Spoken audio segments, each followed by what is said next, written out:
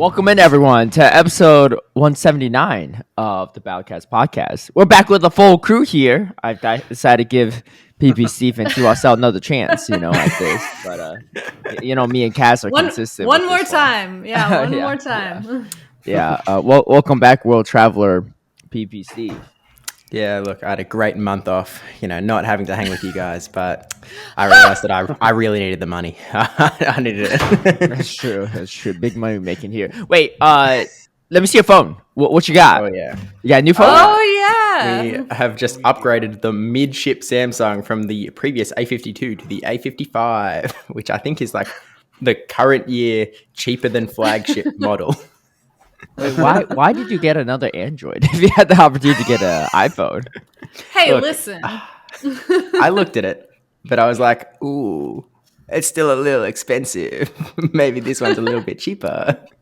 Fair. Like, am I going to build my life around Pokemon Go with my phone choice? And I went, Yes. nah, Well, I don't know. guys. You only just spent a bunch of money flying around the world playing it. So, I figured if you're going to spend that, you could just not done that and bought the iPhone. But, I mean, this way, if he gets his phone stolen again, it'll be cheaper to replace. Dude. Okay, I need to ask you, right? Because we briefly covered it last week. Yeah. Why did you walk to the venue? That's why I asked why, you, right? Because Steve? people always talk about Why? it. Right? The world demands to know. Because I know. the Uber legit is just like a $2 USD Uber, Yeah. Well, I was just in my head, in general, when I live my day-to-day life back home, I am not spending a dime. I'm saving every little cent that I can save. Like, if I can save $2, I'm saving $2. And so when I was, over there, I was like, oh, that's a, good $3 Uber. I can just save $3 by walking. And I had no intention of taking my phone out. I intended to keep my phone in my pocket like a good little boy. But that's not how things worked out when I forgot which right turn I was supposed to take and needed to quickly check the old Google Maps. But it's not even just theft, too. It could be other stuff that happens, too, right? I mean, it was broad daylight, so it's a little different story. But I do recall that my first year there, Daniel engineer was walking around. He's telling me, he's like, yeah, me and Chris Brown were walking to the venue, and we just walked by a bunch of guys shirtless with machetes across the street. I was like you do. Huh. Okay. All right. yeah. Well, Look, noted. if I could take things back, I might. But also, Wait, did you have roommates? Nah, did you have someone? I was You running had solo. your own room. Oh, Yeah, okay, yeah. okay. I was gonna say, Steve, too, that's not how you save money. that's right. That's right. Steve, Wait, how many beds were in your room? Was there two? Oh, actually, no, that was the thing. I intended to share a room, but by the time I booked, there was actually no rooms left without with more than one bed. So I was like, okay. I That's guess fine. we just That's roll fine. with this. So. Yeah, that's fair. Wait, so how much money did we end up saving on this walk? Negative Okay, one well- Android. Yeah. Well, look at it this way, right? I one mentioned this phone. to Caleb back. Wait. in the I got a more important question. Yeah. Because this was the first day of the tournament. Yeah. For the next 2 days, Yeah. did you walk or did you take Ubers? Man, I took an Uber. He didn't have a phone. I don't know that because part of me thinking, seems like I know how to get there now. I don't need Google Maps. I can do this again. I know what to look out for. If I hear a bike coming behind me, I'm I keeping my gotta hands in my make up pocket. for the money I have to spend on Yeah. this new phone. Yeah. Even that When you said you walked to $3, Ubers, I would have guessed that you would have Okay. still walked, but You know what? Yeah. That's fair enough. And it would have been much funnier if I did. And if I had thought about that alone, then maybe I would walk. But I was like, look, I had a backup phone that didn't have a SIM card, right? So I was like, at least I can connect to Wi-Fi and whatever. And it had my vlog footage and whatever on it. And I was like, there's no shot. There's no risk I'm taking to lose this phone. I am keeping this footage regardless. I'm not intending to get mugged. I'm intending on going from door A to door B as efficiently as possible. So let's pay the $3 this time, eh? That's yeah. But you get that on the. I mean, you were at the same hotel as me. You could have rode with us too, but yeah. Me and it is what it is, I guess. me and my friends would just call Ubers for each other, and we're like, dude, if we split this, it's like 25 cents per person. It's like it's really nothing. It's really nothing. But okay. Well, welcome back. So I guess the question is: has Steve learned his lesson for next LAIC, or is Steve never going back to LAIC? Maybe I've been scared off for life. I don't know. Well, I was talking to like the, I had to file a police report for the insurance claim. And by the way, I'm going to get like $20 off that insurance claim. Like depreciation is going to hit this phone hard, but because it's like a 3.5-year-old phone. At Brazil, at LAIC, he made it sound real good. He's like, it's kind of like a win-win because I was going to get a new phone and I get money back on the insurance, so I'm really making money, right? Yeah, that's what you were saying last week. I didn't realize it was $20. You were like, well, I don't know what the number's going to be now. Like I haven't got the claim back yet, but it's a $600 phone, $250 excess, so a maximum of $350, and I don't know where the depreciation is going to land. But I'm probably not making much off the insurance claim. But I had to file the police report, for that claim, and so he was talking to me, and he was like, "Man, you are ridiculously insane if you're coming to Sao Paulo to just hang out. Like, I'm only here because it pays more to be a cop in this city than any other one. But why would you come here intentionally? Like, everywhere else in Brazil is so much better. Like, there's so much less crimes." That's what the cop said to you? Yeah. He was a Brazilian cop? Yeah. He's lived in Sao Paulo for 36 years. Well, he's worked there for 36 years. I think he's lived there all his life. But he was man, even when I'm outside, I'm anxious. Like, this is, like, why are you hosting events here? Police are asking you, why would you come here? Yeah. It's like this sort of reminds me of in Osaka for GoFest, we took a taxi to the park, and the taxi driver literally said to us, they were like, "Are you sure you want to go there?" They're like, "That park is shit." Literally, they used Google Translate on their phone and said this, and we're like, "Yeah, we still want to go there." We don't got no choice. We get there and we're like, "Yeah, this park is kind of shit." Yeah.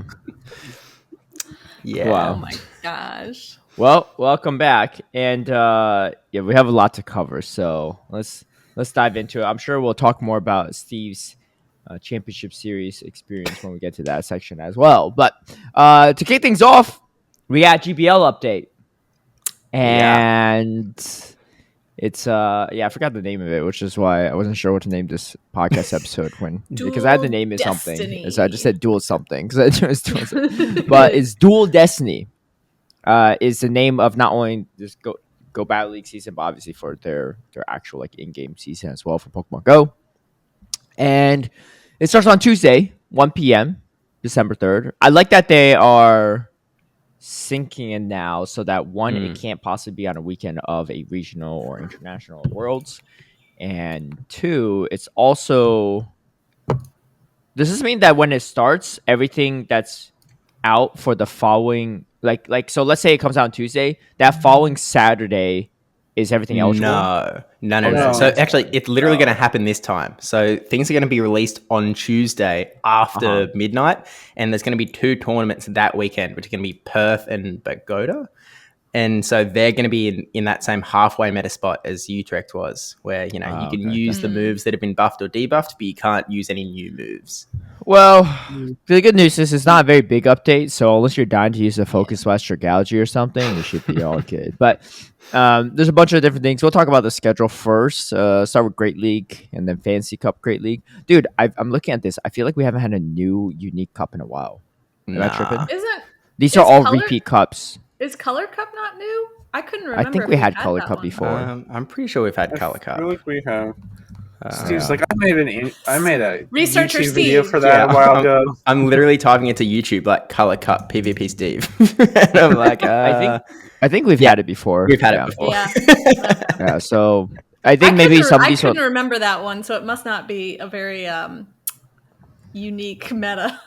I think it's like water, fire, grass, electric or something. It feels a lot like Weather Cup or Summer Cup or one of those. Yeah. It blends in. We have Fantasy Cup. This is a weird one. We have Holiday Cup, but it's only Little Edition. We don't have Great League Holiday or Ultra. Yeah, I was really surprised by that because they have 2 separate parts of it. They have Holiday Cup, Little Edition with the Master League in the 3rd week of the season. Then they have a week of all 3 open leagues And then they have Great League and Little Holiday Cup again. Like I Wait, thought all three open leagues are weird too, because isn't that when Christmas is? Yeah. It literally skips So, December 25th for having the holiday cup. Like, why? What So is weird. that? Also, when it comes back, like, why is it still little? Like, why? Like, make it a Great League thing. I'm the only person who I think is crazy enough to actually enjoy Little Cup. So, like, I don't. you don't have to cater to me, Niantic. It's just weird. Like even like if they want Little Cup 2 full weeks of it, when we've had Great League holiday in the past, we've had Ultra League holiday. Ultra League holiday was a lot of fun too. I don't get it. Like maybe they're trying to make the game more accessible, but little cups are not necessarily accessible either, and they're even more useless outside of the Little Cups. You know. And whereas also, Ultra like, League, if you had an Ultra League holiday, you can still use like a Ultra League Aurorus, you know? Yeah, where are our Ultra League like special cups? Where did they go? No, like, no. Niantic said they were going to be bringing more Ultra League cups. So, trust. They said this like, what, 2 years ago? Yeah, we also haven't had a unique cup in like probably 2 years too. But yeah, I don't know. It's weird. Anyway, that being said, we have 2 weeks of Color Cup as well after that. And then we have Jungle Cup Low Edition. We've had that before, even the little version. Love Cup finally is back. I'm glad for that at least, because that's usually a pretty solid meta, but we'll see. They skipped it last year. They literally just skipped Love Cup last year. Because I don't know. I don't even know what's good in it anymore. More chances. Yeah, they skipped it last year, and there's been a lot of changes since then, so it's hard to know what we'll see. Yeah. But we have a long way. But Medicham and Charizard and stuff used to be really prominent in that, but those two might not be as prominent, but we'll see. And then, we have Master League Mega Edition. That might be interesting for Master League. Let me see. It looks like a Premier Ball though, so it's not I mean, that just means they don't have a logo. It says, I'm looking at it. It just says no CP limit Mega Evolved Pokemon are allowed. Yeah, so hopefully that means they fixed that exploit that was used the last time it was around, and is presumably the reason we haven't had it since.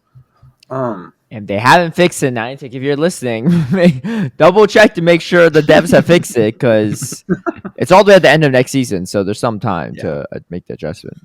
Also, what's kind of interesting is Jungle Cup Little Edition still has a Gligar and G-Fisk banned. Those have both been like double and triple nerfed. Like, oh my God. I don't know the meta, but like, is that necessary still? I don't know. I don't know. I guess. Wait, the weird thing is, Galarian Stunfisk wasn't banned the first time around. We had Jungle Low Edition. I remember because I used it. No, it was definitely allowed. Yeah. I was mad Gligar at was the definitely time. not relevant back then, so that wasn't banned either. I was mad at the time because I didn't have a Galarian Stunfisk that was in Little Cup range. But now I do, and now I can't use it. So joke's on me. And also, it looks like we don't have any Premier Cups, do we? Which I think Niantic also said we would be getting more Premier Cups after they got rid of all the Classic Cups. There's not a single Ultra League Premier or Master League Premier. No Master League. There's not a single limited Ultra League meta. Like, what are we doing here, guys? Why? I don't know. Why do they hate us? I don't know. But anyway, so 50-second timer is still going to stay the same. Here's the attack changes. Fire Fang, Ice Fang, Thunder Fang, energy generation is going to increase. That's kind of good because all three of those are pretty slow. Both those are going to turn into a bait move. Instead of doing 80 damage, you're going to do 45. Energy cost is going to decrease, and then chance to decrease opponent's defense by 1 stage. And that's a little weird because apparently Bulldoze lowers the opponent's speed in the main series game, similar to like a Lunge or an Icy Wind. So it's kind of weird that it's decreasing the defense, not the attack. Well, that's like how Trailblaze in the main series game increases your speed when you use it. But in Pokemon Go, it increases your attack. Right. Because things that... Speed don't... Right, because Lunge... So they're just going to randomly assign it 1, I guess? But they've been kind of consistent that speed things have translated to attack, right? You said Trailblaze is speed and it does attack. Icy Wind decreases speed of the opponent and it decreases their attack. So they've been kind of consistent, but for some reason Bulldoze isn't. But yeah, this changes... it'll depend. We have no idea what the energy or the debuff chance are, so it's hard to know how good it's gonna be.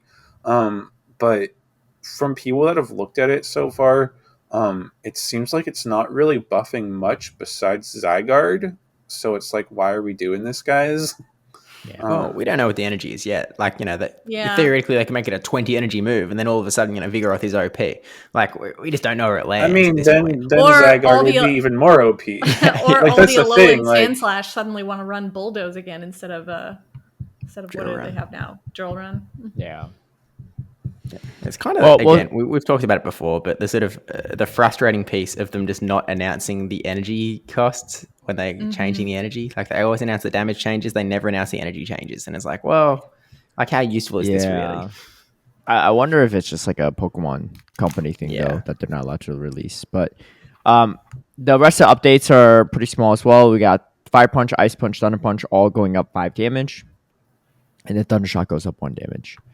And there was a brief moment where they were nerfing Rage Fist, but it seems like that's been removed from the blog. So maybe not intended, but that's good because I think Primeape and Annihilate are not the easiest to use in the Championship Series. And I think if they were to nerf it, it'd be even worse. So, and then attack updates, we got Dragalge.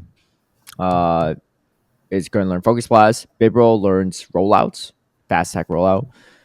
Gliscor learns Sand Attack, which is interesting. I don't necessarily think it's like a huge upgrade per se because you might lose to fighters now, or like grass types. But Starmie is able to learn Psywave and also Surf. That's pretty much it. So not like unless you're dying to use any of these 5 Pokemon with their new attacks, at what was it, Perth and the other regional, you're probably fine. Goda. Yeah, was that Latam, right? Yeah, Colombia. Yeah, but I know there's no European tournaments in December, so. I mean, there is a European tournament in December, but it's before the move updates. True. Oh, there is. This upcoming weekend. Okay. December 1st is where it ticks over. Someone lied to me. I think Tomahawk lied to me. He was like, I think he said that there was 2 regionals in Europe in November, but none in December. Well, there's 1.5 in November and half in December. Wait, what do you mean 1.5? What's 1.5? Because this weekend starts on Saturday the 30th and then goes to Sunday the 1st. Okay, I guess he didn't really lie then. Yeah. I see. It's on the boundary. That makes sense. But that's actually pretty much it for the update. Not the biggest update, but honestly, that's not a bad thing because I think this meta is okay for the most part. So I think it's okay, but hopefully they make a bigger update in 3 months because I don't want because if they don't make an update in the next update, they're not going to make another update because they're under the philosophy that we don't want a big shakeup before Worlds, which I personally still disagree with. But same. My biggest thing though is they did this massive shakeup in December or in September, and this tiny one here, and I would have rather they even it out a little more. If you knew this one was going to be this small, I don't know, save a couple of the other changes you did in September and do them here or something, just so they're both a little more impactful, maybe. Hard disagree. Well, I think they were just trying to completely shuffle things around, right? Yeah. But yeah. I mean, if you half the size of the last move update, it doesn't feel as cool. It's I would have taken a 5-second decrease in the switch timer potentially. True. They could have done that without shifting the meta other ways, but that could have been interesting. I mean, we do have some other non-moveset update changes that'll shift the meta because the monkeys basically just hit the ground. Galarian Corsola too is gonna be the big one. Yeah, Galarian Corsola is gonna shake things up a lot. Morpeko just got unbanned. And did Morpeko really need a buff? I don't know about that, guys. No, I think it did. Dude, there was only 4 of them in Sacramento, apparently, according to Mormon Matt. He was one of the 4. And none of day 2.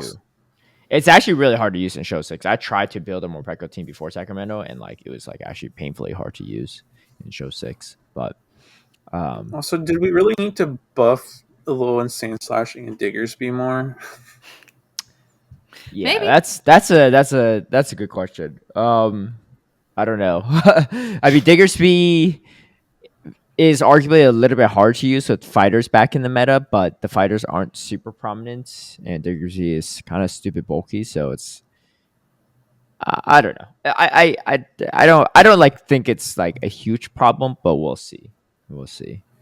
But yeah, I think Low Sense probably is also the. not the easiest to use, I think, either. But I mean, I think it's been pretty good in the like last couple tournaments, especially with like low fighter and low fire presence. It's like fairly safe with a lot of like pretty good matchups. well, it is, but for Alligator, it's so annoying to deal with.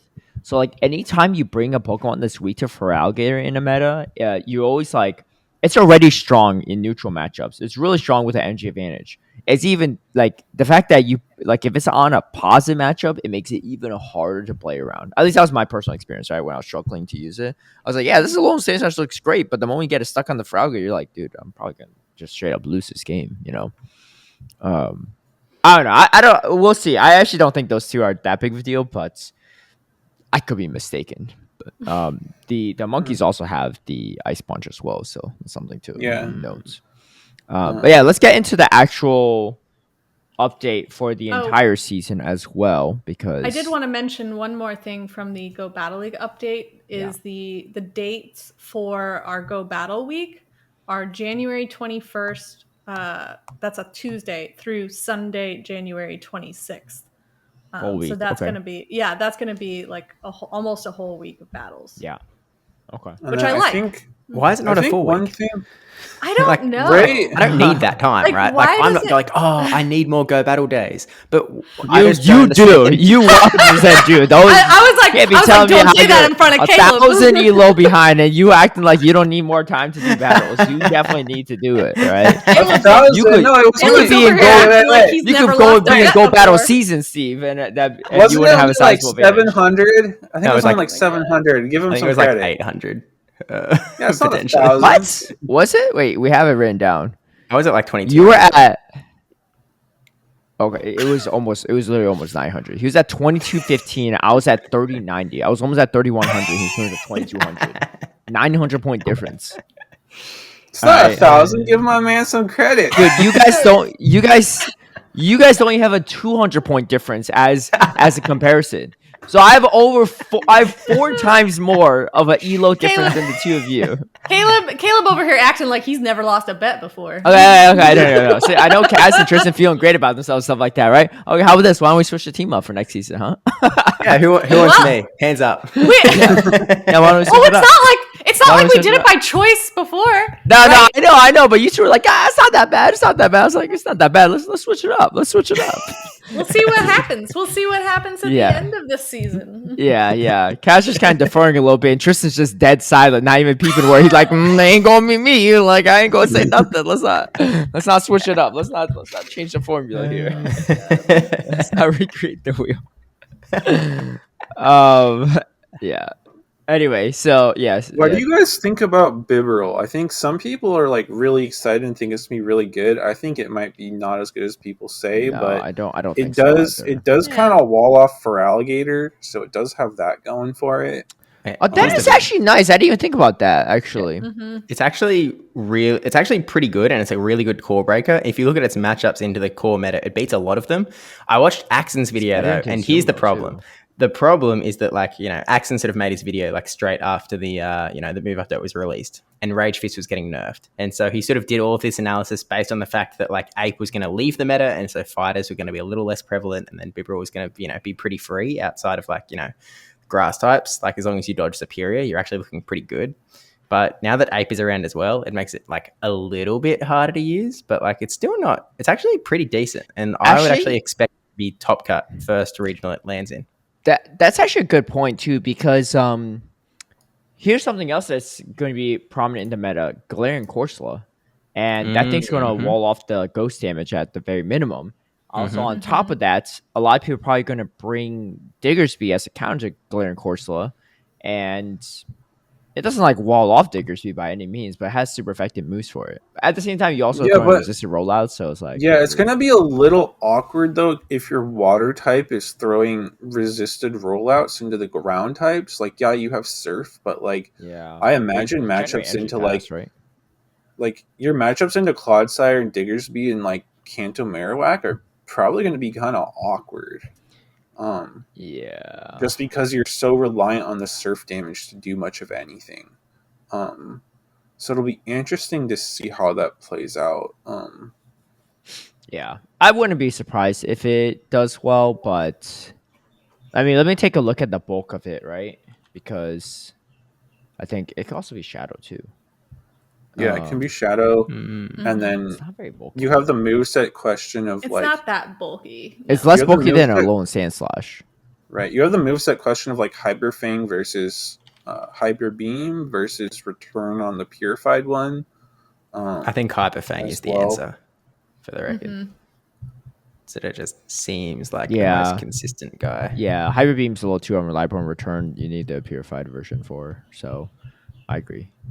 You do Return's not bad, but you lose a couple key matchups. That's like, well, I don't know if you want that. Actually, okay, let me sim some matchups and see. Oh wait, it needs roll out here. I'm actually genuinely curious if okay, it kind of barely beats like Alolan Sandslash in the 2 shields, which is kind of wild. And that's powder. Is that is that with buffed Ice Punch? No, not buffed Ice. Well, they were throwing straight Drill Run actually. Oh so okay. Yeah, it's not like a last ditch Ice Punch to get the win or something. Okay, it does beat for Alligator pretty consistently. So. Maybe I need to turn off the bait though, because you're not throwing Surf. No, you still beat it. Yeah, you still beat it. But for Alligator Upper Shields does win it. So and if Bibarel becomes popular, it's possible for Alligator also pivots to Crunch. True. That's actually a good point. But with Crunch too, I don't think actually no, it still loses all evens with Crunch. Yeah. So it's actually not that big of a difference. Actually, I'm just curious. How much does Crunch do? Crunch does only a few more damage actually than Hydro Cannon. Crunch is 67 and Hydro does 58. I mean, it's definitely more, but it's not as big of a like you can't Shadow Call down. So even if you land the move, like what do you do after, right? So you debuff him and then Shadow Claw down. Yeah, let me see actually against Dunsparce. Actually, let's sim this too because this is what I'm curious about. Is it actually gonna be the better normal type? You mean like loses the zeros? It wins the 1s and 2s. I mean, these are like rank 1 versus rank 1. But it's not like necessarily. Also, you have to kind of land a Hyper Fang, I think. No, you can go straight Surf in the 2s. But it's like not super close. And what else? Clodsire? Take a look at Clodsire real quick. Oh, you win Clodsire. You've got Surf. You win Clodsire. Straight Surf. So that's good because you have the advantage over the Dunsparce in that respect. You beat both variants, Sludge Bomb and Earthquake. Yeah, all right. If it beats Diggersby, I think this would be a good. I think it does. Yeah. It does beat Diggersby. Honestly, this looks pretty good. It's frail, but it looks pretty good. Yeah. I think the downside is it does lose to Drapion, which it's not too bad into Drapion. I mean, obviously Drapion paces. Well, faster, it went to 1s actually. It loses to 0s and 2s. Yeah, it's not that bad. It's kind of just like it'll be interesting. Like it seems like it has a decent matchup spread into good chunk of meta Pokemon, but a lot of those matchup like wins are like very narrow wins, and like that paired with the lack of bulk, like it'll be interesting to see. Like, yeah, it might be decently safe, but it might also end up being a little underwhelming sometimes. Okay, I got a question for you all. What do you think the matchup is versus Ariados in the evens? I think you win. I'm pretty sure you win. I think you lose. I think you lose because of Trailblaze. So you win the 0s and 1s actually. Yeah. Yeah. I mean, I've cheated. I've looked at this. But my God. Have time to sim, but don't have time to GBL is what I've been hearing. Hey, I'm not overseas anymore. Put me overseas for 3 weeks. Okay, let me look at Zoom. Let me look at Azumarill real quick. You lose the 0s actually. I was gonna say I definitely don't think it wins the Subaru. I think it gets It wins the ones and twos. Yeah, actually. it wins the Really? ones. Yeah. Huh. Because you can't go it's ice kinda beam on wacky. Zoom, so You've got win I cons guess- into Aridos, yeah. for Alligator, Clodsire, like Dunsparce. Like you've got win cons into everything. It's sort of like I don't think it's going to be a plug and play. Like I think a lot of people are going to struggle with it, but I think that good players are going to do really well with it. So I wouldn't be surprised if it actually won the first regional it plays in. really, To be honest, it's kind of good. it loses a mandibles It looks- outside of twos though. It looks like the one shield against Ariados depends on IVs. Maybe. In terms I of just think like a charge high attack rank priority. one. Yeah, how so? Okay, so you also beat, Maybe it is charge attack. you beat Manibus in the ones and twos if they're running air slash, but you do lose a snarl variant in the zeros and ones. Interesting. Wait, now surely it's not charge attack I might priority. just take You're a running gander rollout. at my bit roll here to No. see what I got going. But Because Ariados is always gonna win charge attack priority over a Bibarel. Like, there's no way. Actually, they're pretty much on the money. They've got the same attack stat. Like What? I think Ariados is Oh like a my slight gosh. edge. It's not coming down to charge attack priority though. I think it's like if Bibarel has enough HP or something. Wait, I'm trying to see what's happening here because it's not charge attack I think priority. we might be and getting it's too not, deep in the weeds on this It's one. not Yeah, a break perhaps. point either. No one can even use this for like a couple weeks when it comes to the Play Pokemon's Championship first series, tournament will but- probably be Toronto, right? Yeah. Is that the 14th, 15th? Yeah. Then yeah. So we've got a couple weeks up our sleeves. Yeah. We'll Yeah. see. We'll see. Bottom how line that, is, watch out for the beaver. You heard it here first. Yeah. I think it's a very interesting update for sure. Okay, let's take a look at the rest of Dual Destiny because there's a lot to cover here. So this also starts on the 3rd, so it's synchronized with the Go Battle League season, 3rd to the 4th of March. Yeah. There's Pokemon Go Tour Unova, and info on that is dropping in 3 hours and 40 minutes from now, so not when we're recording the podcast. I was gonna say, what is this counter for? Like, Yeah, I think that's what it is. We'll So see. weird. Cool. Someone speculated that it might be in LA again, and I would not hate that. But I did see something going around online that there is going to be 2, I think, live versions of it. One in NA, one in Taipei? yeah, Asia somewhere. one in Okay. Asia. Yeah. Yeah, again, this is all unconfirmed. I don't Yeah, know no. if this is a leak or if it's like someone just made stuff up. Or it doesn't even matter. speculation There's or no what. need for us to say a disclaimer because by the time this episode drops, it's already out. True. Yeah. If it was indeed announced, then people will Right.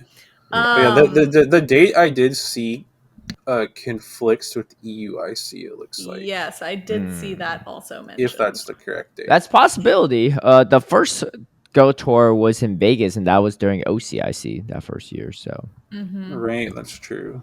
you think and we you just think had people the will wild cancel area. their EUIC plans to go to the? No.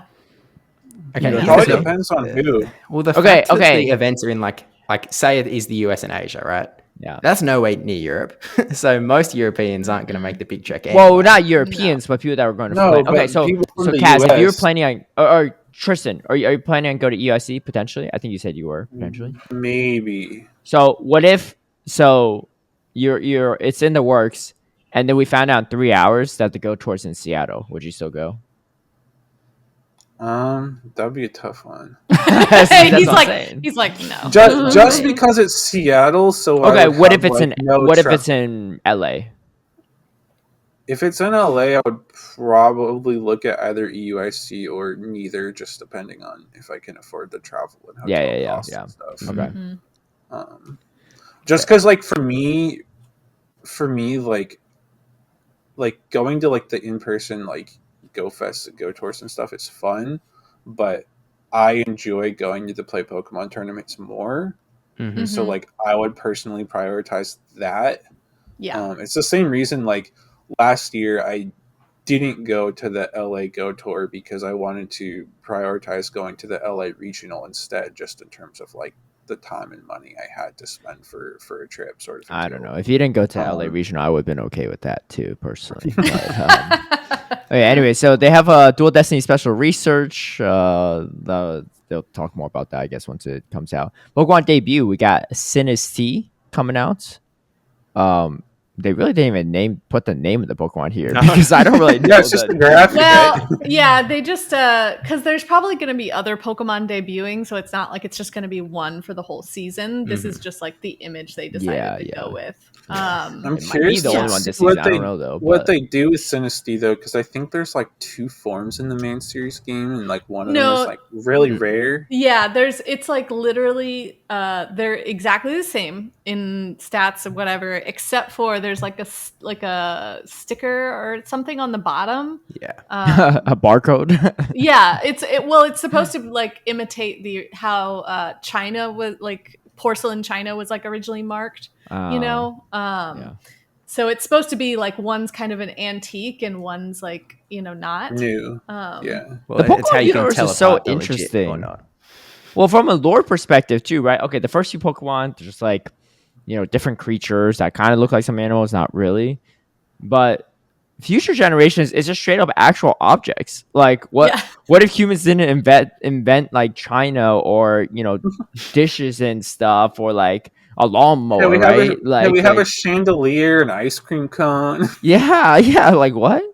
I don't know. I'm very curious to see the lore behind like how those even formed, right? Like, oh, Pokemon just spawned and it looks just like a household object. I mean, in fairness, it could be the other way around. Like, it could be like, you know, we saw a chandelier and then we decided to build like, you know, our light from the ceiling. Okay. That's what I was gonna say. No. I think it's like it's more likely, like if you think in terms of evolution, that these things would occur in the wild and then humans would sort of. We can't apply evolution to a fake Pokemon. This is world. Wait, but, okay. Pokemon has evolution in it. No. Yeah, I know. But okay, let's put it this way. What Steve's saying is, humans were walking around. They saw a little teacup, a Sinistea Pokemon, and oh my gosh, there's a price tag underneath it. Look, we gotta make our own with a price tag too. Like, it's not a price tag though. It's like a marker. It says made in China bottom. We gotta write this on our products.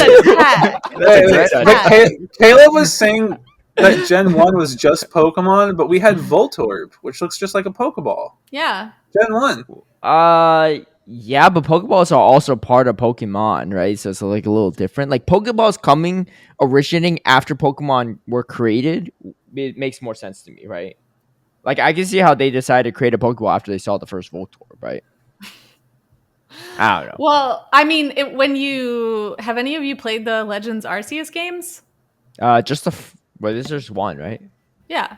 Yeah. I guess. Oh, okay. I wasn't sure if there's like the sequel. Yeah, no. Well, I didn't play all of it, but I played some. They are making like another one, you know. But anyway, in that game, you know, it takes place in like a prehistory, and they kind of show you how you are like you're responsible for crafting your own Pokeballs, right? And you can craft different ones, but it's not just like Pokeballs, Great Balls, and Ultra Balls. It's like there's one that will like fly farther, or there's one that's like a heavy set ball that's like made with iron, you know, that'll trap heavier Pokemon easier, but you can't throw it very far, you know. Oh right, and you have Hisuian Voltorb looks different than the exactly, because it's like the Pokeballs are made with objects you have to find out in the wild, and one of them is like the apricorns or whatever. It's like an actual like nut, you know, that you have to like collect a bunch of and like craft it. So I mean, yeah, like if you're thinking in terms of like Pokemon and humans like coming up side by side, then there's going to be a lot of like weird crossovers. Except there is. Well, you know. Dude, at some I'm point, just waiting. Who put the stamp on first? The teacup. We'll put a stamp on first. I'm just waiting for the day when they have like a freaking iPhone Pokemon. You guys are like assuming that this stamp like says something like in English or like some. Well, I don't know what's on the stamp, but like it doesn't. It's just like a marking, you know, just like wild animals, like freaking cats. This is about to be the next Kaz's Corner question. Exactly right. Like this. Now you guys are in my time.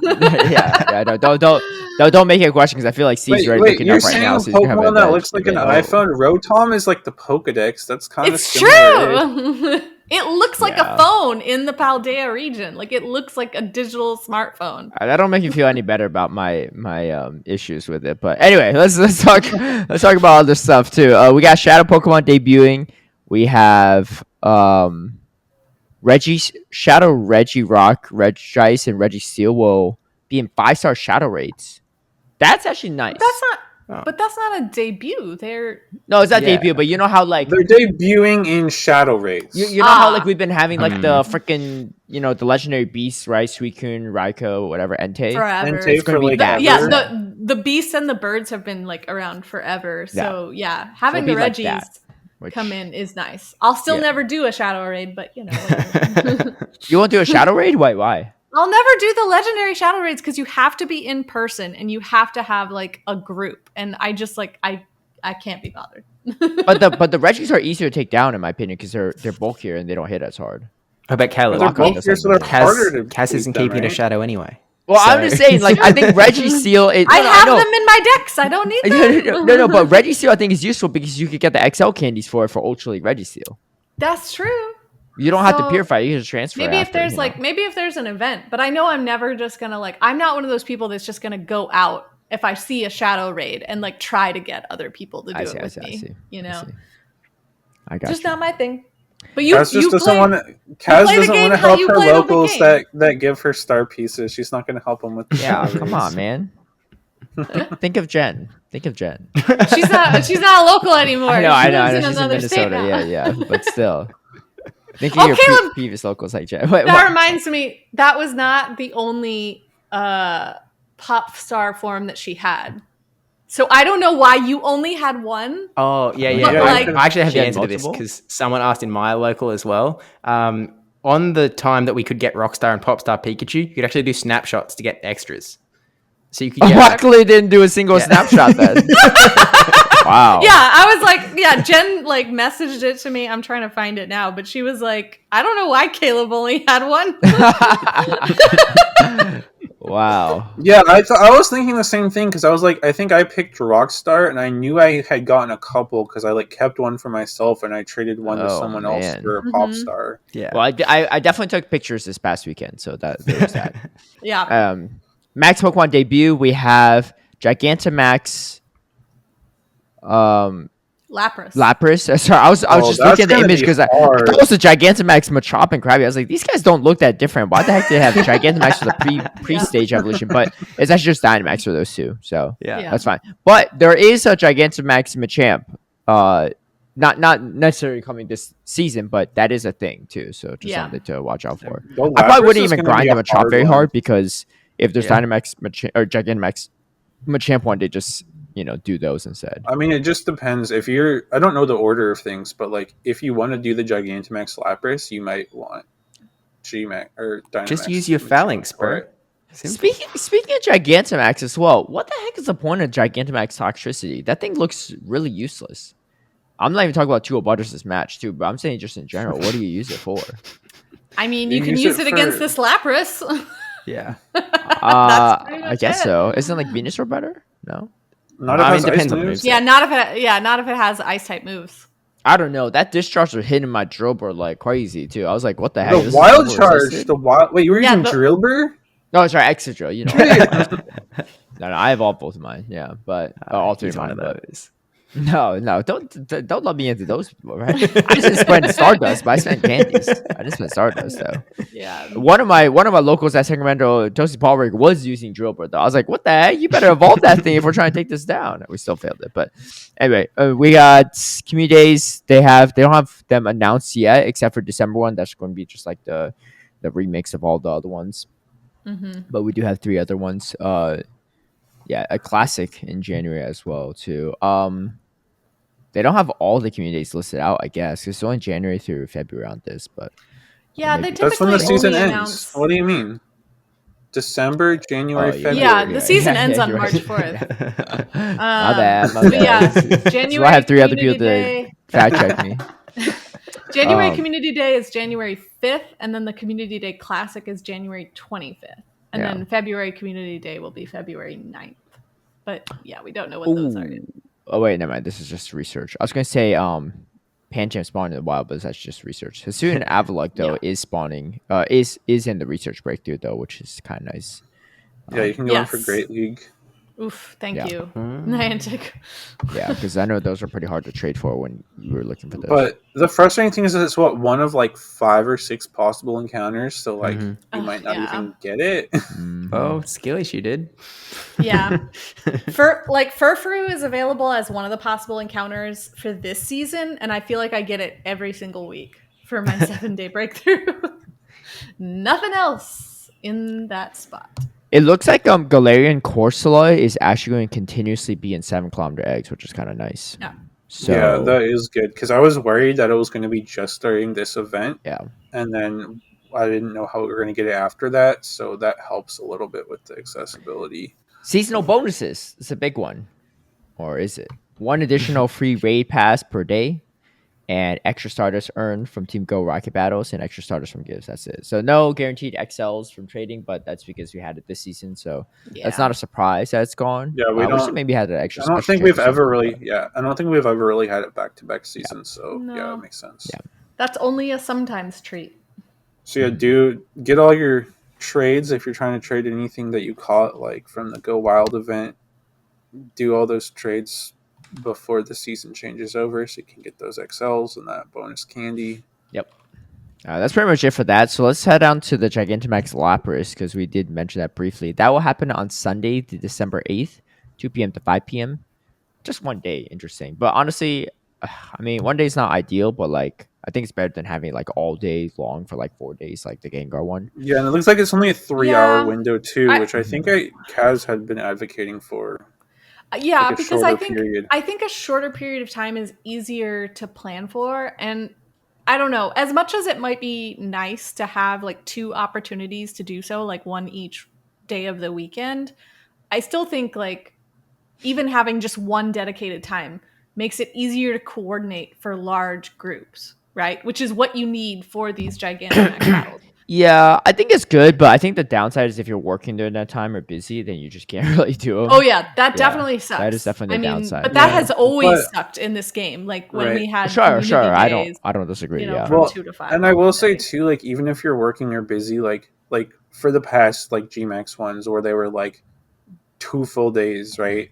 The thing was, at least I noticed around me, even though they were available for like 2 full days, like the groups near me would meet up for like 1 hour period each day. Yeah. Mm-hmm. So it's sort of like if you're busy for that 1 hour, you were probably missing it anyways because you're not going to find 20 to 30 people at a different time necessarily. So I'm of the opinion that this is kind of nice because it makes it easier for like local communities to actually coordinate something. And it makes it easier if you are available for you to actually plan and set that time aside instead of, struggling to like, first of all, find a group.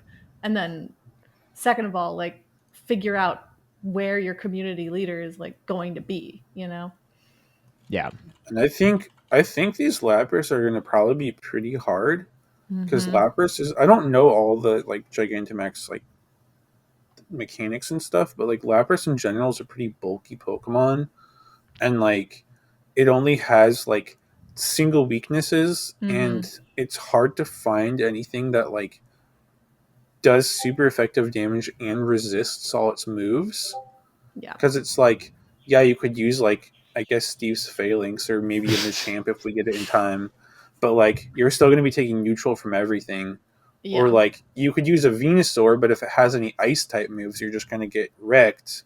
It also has stuff like I think was like Blizzard and Hydro Pump that hit really hard. So even if you are resisting it, like we saw how hard like Wild Charge from the Toxtricity was hitting against like a double resisted Excadrill. Yeah. And like like Hydro Pump and Blizzard are going to probably nuke stuff too. I didn't know this, but apparently the Gigantamax Pokemon are able to use any of the legacy moves in the move pool too. So I guess that like Gmax Lapras could potentially use like Ice Shard, Ice Beam, Dragon Pulse, like those as well. Apparently, So yeah, it's gonna be really tough. And but that's probably why they have introduced this new item, the Max Mushrooms. Mm. The Max Mushroom is a new item that temporarily amplifies fast attacks, charged attacks, and max moves of your Dynamax and Gigantamax Pokemon during max battles. While active in a max battle, your attacks will do double damage until the item timer runs out. It doesn't mention like how much time that is, so it doesn't. Right now, it does sound like it might not be the whole battle. Mm-hmm. Yeah, and it says using multiple max mushrooms consecutively will lengthen the duration of the effect, but will not increase the damage multiplier. Okay, here's my question. I have a guess to the answer to this. When you use a max mushroom in battle and you fail the battle, I'm assuming that puppy's gone and you don't get it on attempt number 2. I would assume so, because I mean, I don't know how they just like give that back automatically. Yeah, But because I don't know. I participated in my first Gigantamax raid battles, with toxicity, or however you're supposed to say it. Toxicity? Is that what it is? Oh, my bad. Yeah. I've been saying it wrong for the last week then. But anyway, we literally did fail with a 40-man lobby. Like it was like, oh dang, there are some noobs around. So it's like, well, if you jump in a 40-man lobby, you use some mushrooms and you still lose. And it's like, oh, yikes. Yeah, I had I tried I think 2 of them this last weekend, and it was pretty frustrating because I was actually in 2 different lobbies that beat the boss, but my app crashed partway through the battle and there was no way for me to get back in. Oh man. Oh. Like, it's not like raids where you can just like click on the gym and it'll put you back in. You start So, a new like- one, right? Yeah. Yeah. So the first time they beat it, I got kicked out and there was no other group to do it. The second time, on Sunday, I missed out. And the thing was, I was at a mall and there was like multiple like levels to the mall, and some people were inside and outside. So like I wasn't actually like by many or any of the other people, but like I like hopped in and like there was multiple times where we were getting up to like 14, 15 people, and then everyone would bail at the last second. Ugh. And so like sat there for like probably like at least 15 minutes, and then finally we got enough people to do it again. I think we had a bunch, and then it had like power up punch and like wiped us, and we had to like do it again and then finally beat it. But it was just so frustrating because I was in both original lobbies that beat it and then got kicked and couldn't get back in. So like I'm thinking too, like what if you use a max mushroom and get kicked from the lobby or your app crashes, and then you just wasted your max mushroom and you're not even in the group that beat it? Like that sucks too. I mean, unless they program it, because I know you don't use up your particles until you actually beat it. Which is So part of unless why it's- I feel like it's different from raids. Yeah. Right. Mhm. So Surface level makes sense. Like it's like, oh, well, you didn't lose your particle, so like you can just do the next one. But when it is this, GMAX thing, it is a little bit tougher. Yeah. But also, I don't love that these mushrooms are presumably going to be like a paid item. Whoa, where'd that come from? You don't know that. What do you mean? free mushrooms. Yeah, it could be like it could be a premium item you can pay for some, but I'm assuming we get some for free, especially if like for this event. Yeah, Steve trying to cultivate them and grow his own mushroom garden in the back.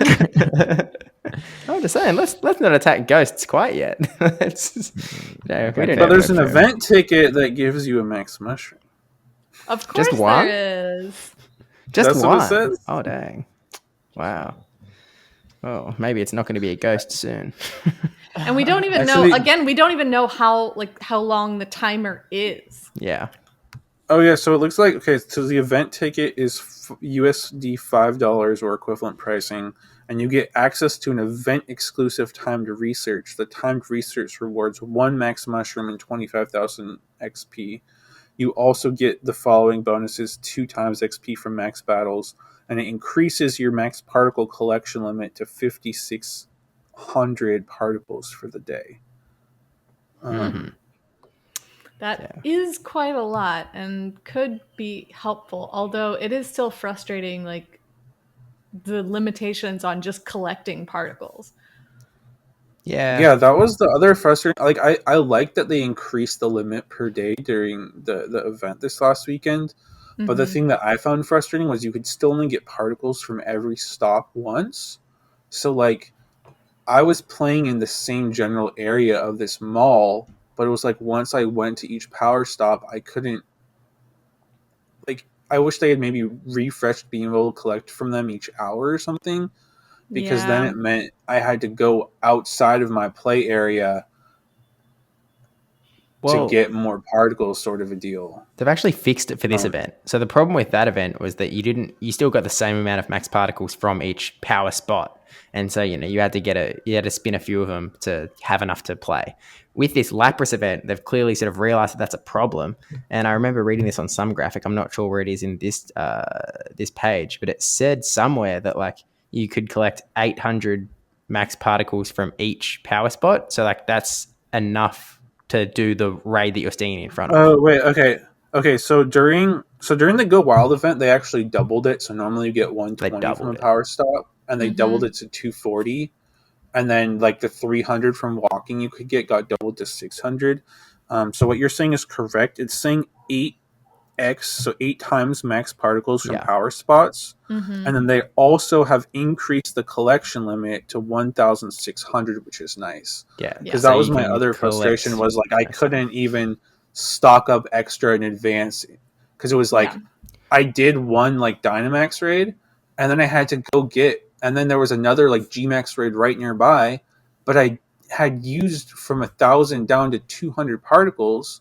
And then I had to go collect 800 more, so I like missed that raid too because I didn't have enough particles in time. So obviously that was frustrating for this event, but I feel like you've read it wrong, or maybe I'm misinterpreting what you're saying, because it actually says like you can collect up to 1,600. It's not like how much you can hold is 1,600. It's just how much you can collect, which is like enough to. Oh, you're right. Yeah. So you could, but because you get 800 from a raid and it costs 800 to do a raid, you walk up to a raid, you collect 800, you do the raid. You walk up to the next one, you collect 800, you do the raid, and that's it for the day.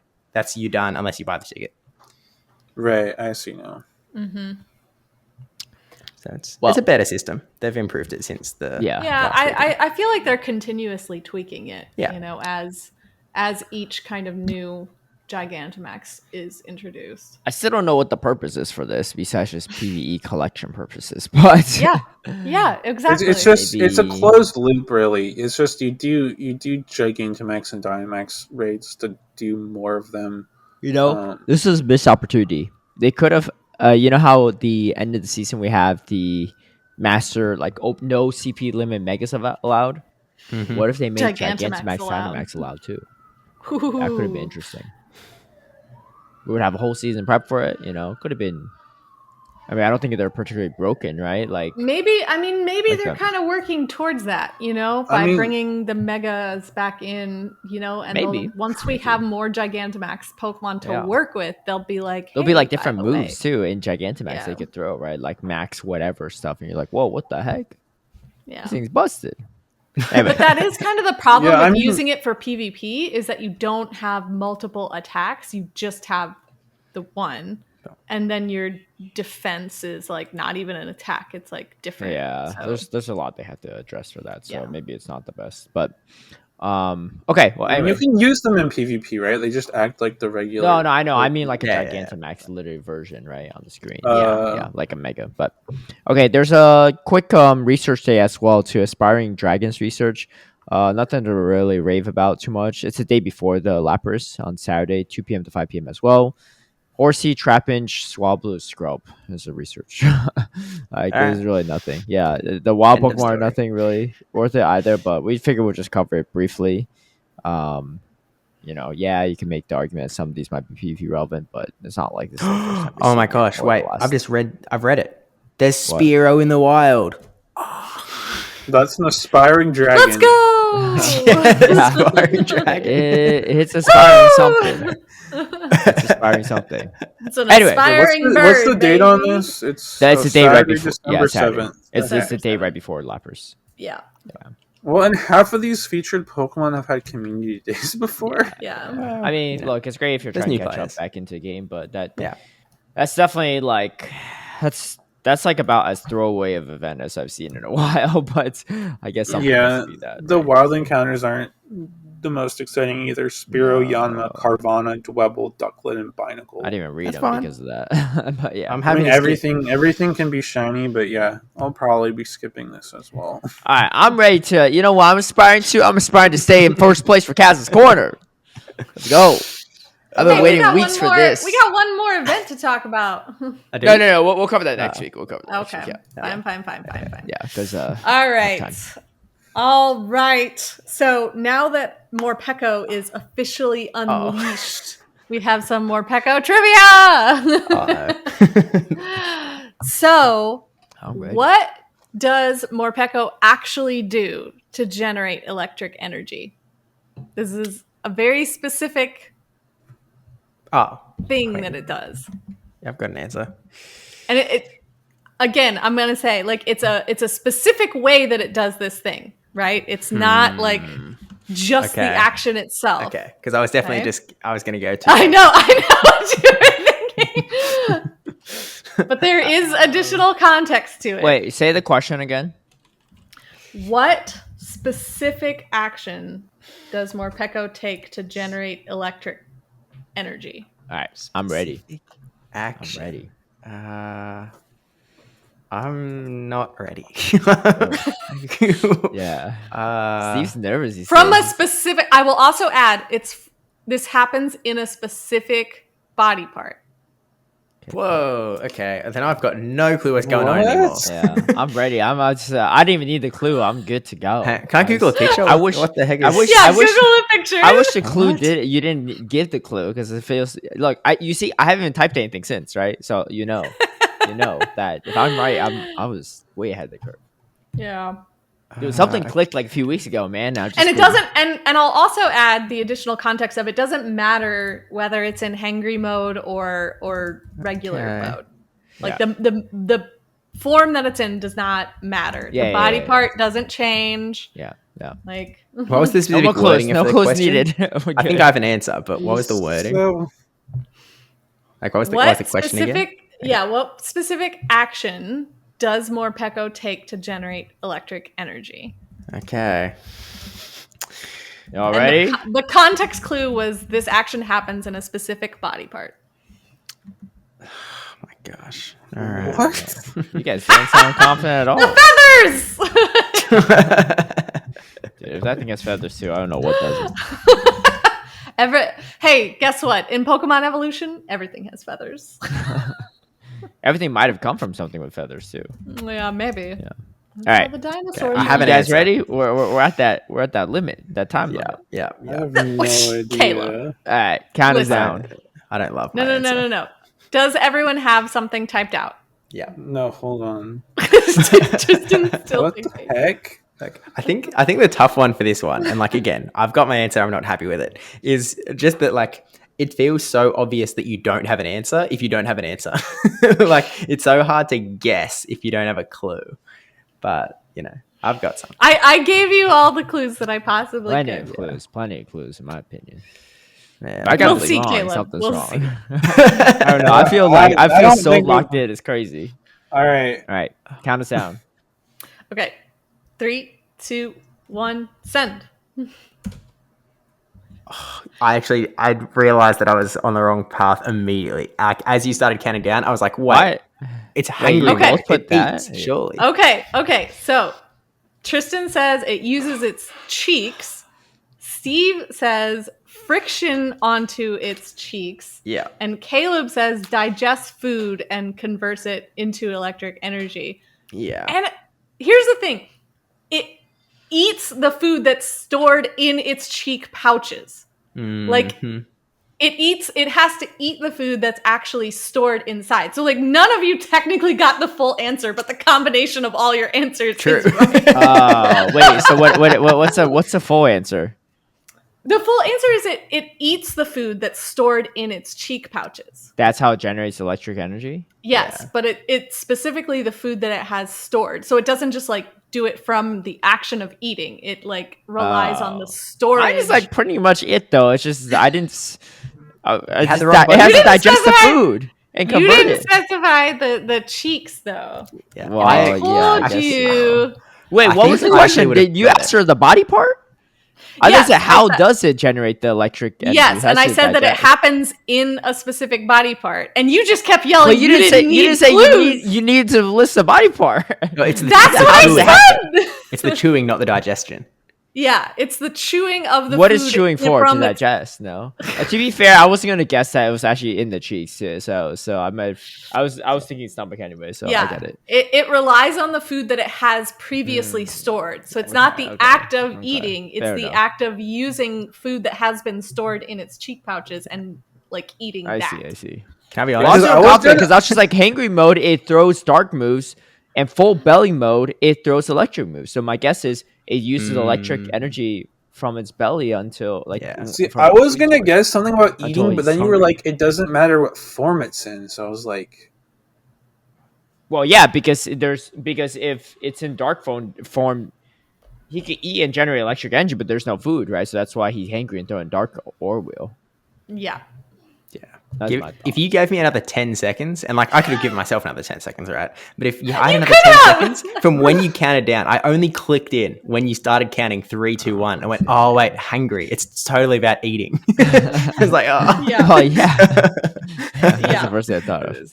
Yeah, well, No, that's it's okay. it's Ah, the well. act. Like it's the act of like actually things that have been stored for it in its pouch. So Yeah. what I think happens, like I think the story behind that is like the pouches are where electric energy like is created, right? But that's why it has to eat the food that's actually been stored there. It's not like if it just eats food, it becomes electric like Yeah. charge. It's the food that has been, storing up power in its cheeks. Mm-hmm. All right, fair enough. Close, but no cigar. It's okay. I'm still in first place. I'll take it. Still the reigning champ, That's very true. Okay, let's actually hop down to championship series because GBL is not like too much as we go into last week. But I know Steve has to leave in about 30 minutes, so Yeah. let's talk about this stuff. But yeah, so Buenos Aires experience before we get into Sacramento. oh, sure, we could do that. Yeah, and yeah, LAC, well, I guess. Look, I'll be quick. They talk about, I feel like we've all heard the discourse like, oh man, I feel so bad for the Latin American players. They don't have competitive phones. The internet's not as good. It's all true.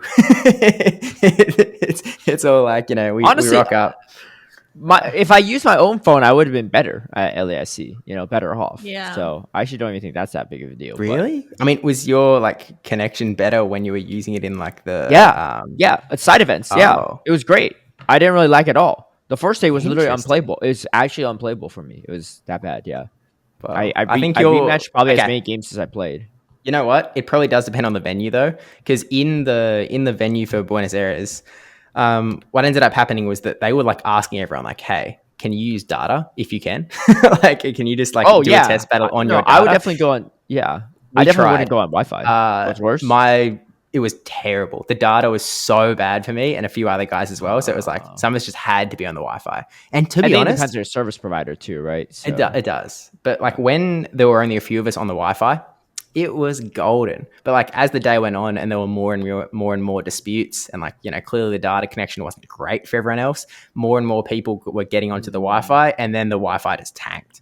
And then it was pretty bad for everyone. So like, the event was like, the actual scheduled start time was like 10 a.m.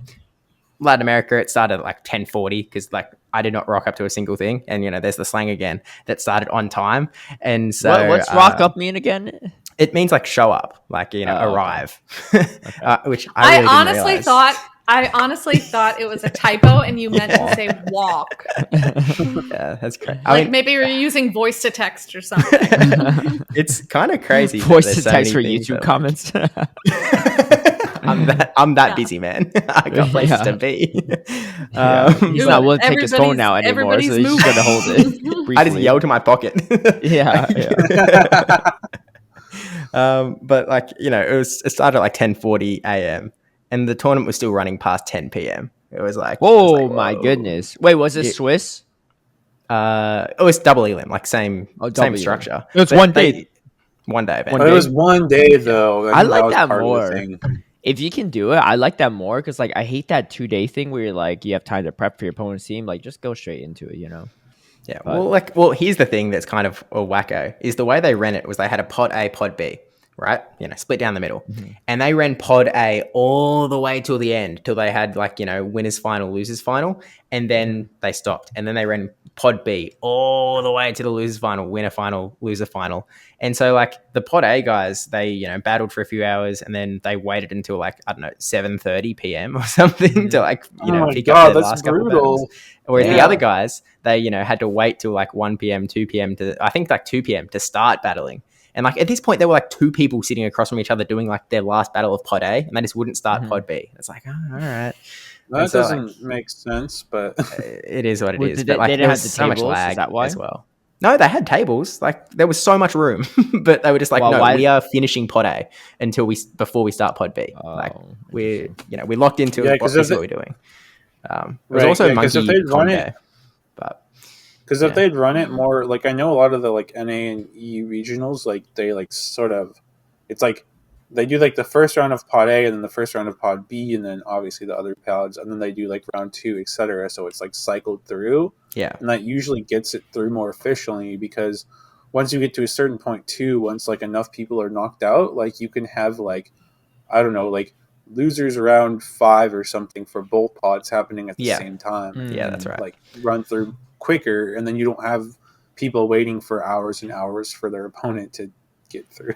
But it is what it is. Yeah, not how they run it, but like it was still a good time. And like, you know, watching Nezabethan just take out the entire competition as the only European there was kind of nutty. But yeah, look, the people were absolutely lovely, by the way. Like it was probably the most, I think I talked about this after Gdansk, where like the European regional is very, you know, community-wise, it was a bit more splintered, and I think it's similar in North America, where like there's different groups who are sort of, you know, hanging with each other, and like there's some melding of the groups in some socials, but like, you know, I didn't attend a single social that Tonton attended, for example. But in Latin America, in Argentina, especially, not so much Brazil, but in Argentina, it was the same Australian vibe, where sort of like everyone was at the same places, and so it was like it was much more sort of community vibe, and they're also really like hospitable and welcoming as well. It was very lovely. So shout out the Argentinians and all the Brazilians that were there as well. They were lovely as well. But yeah, of course, you know, it was a good time. That's good. That's good. Well, welcome back. And yeah, since then we had obviously LEIC, which we talked about last episode, and then more recently we had Sacramento, which I was there in person. So, yeah, I mean, it was honestly a pretty stacked tournament. My bracket was by far the most stacked. And I don't say that because I was in it. It was stupid stacked. Like, there were so many people in there that were not properly seated. Is like, I don't know the best phrasing of it. They just don't go to a lot of tournaments, right? So they don't have really much seating, but they're really good.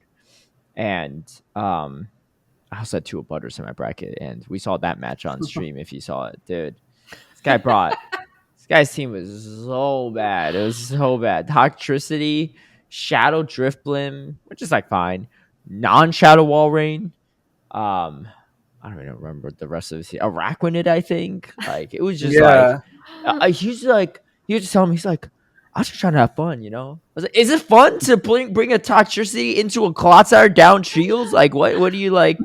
Like I don't get it. Like that's the thing that was crazy to me was like his team was like pretty soft to Stone Edge Clodsire, and it's like if you're gonna run Toxtricity, which is double weak to ground and can't even touch Clodsire, like you gotta make your team way stronger against Clodsire to try to like scare it off. Yeah, literally the rest of your team has to beat Clodsire. Dude, that team was harder memes than Steve's teams, you know? Like I was just like so I talked to him about it, right? I was like, well, what's the deal? Why did you bring this? Right? I see him posting on X all day long, be like, hey, anyone want to do scrims? Anyone want to do scrims? I was like, what were you doing all these scrims for? Just to bring this like D tier team? Like, but he said so. Essentially, he was trying to get Toxtricity to work, and he couldn't register Arcanine. And at first, I was like, "Are you even allowed to?" It just came out, but then I realized it came out a week ago in Japan. So technically, it is eligible. Mm-hmm. But I guess Arcanine didn't do it, and maybe someone saw his tweet or something and was like, "Oh, hey, we got to fix this." So of course, to Butters, right? He's not the most punctual of things at times. He didn't even register when the original groups were created. Like, he's not even in the original groups, right? Obviously, it wasn't the register deadline, but I'm like, dude, you had months for this, right? Like, it's literally like an hour drive for you. Like, you're going to go to this. Why don't you just register ahead of time? Like, what's the commitment issue, right? He's going to go anyway. So he checks Arcanine in the morning at like 6 something in the morning, I assume, before he drives out, and sees that, oh, I could register Toxtricity.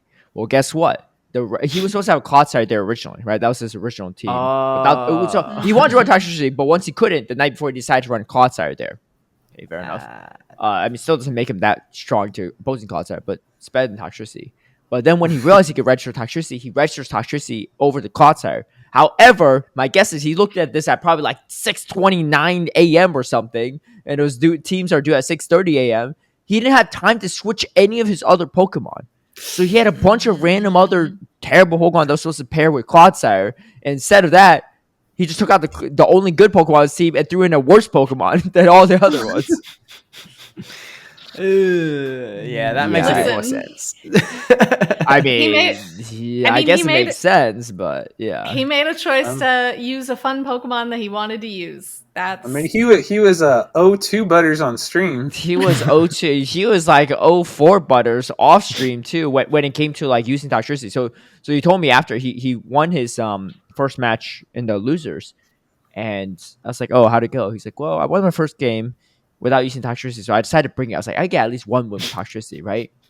Loses that game as well, and he just goes back to running a non-Toxtricity team. And he's like, I'm gonna try to make it work, but I don't think he won a single game with Toxtricity actually on the day. So he might just gave up on it or just like stopped using it. But he also actually won my locals too, eventually. But why didn't he just if he wanted to run? We know Butters likes his electric types. He should just run like more Pecco or something. I know it's a little hard to use, but it's like 10 times better. It's maybe 100 times better. Yeah, that thing was, dude. Okay, he would stay in. I remember his second game versus Elite, right? Elite's a fantastic player for sure.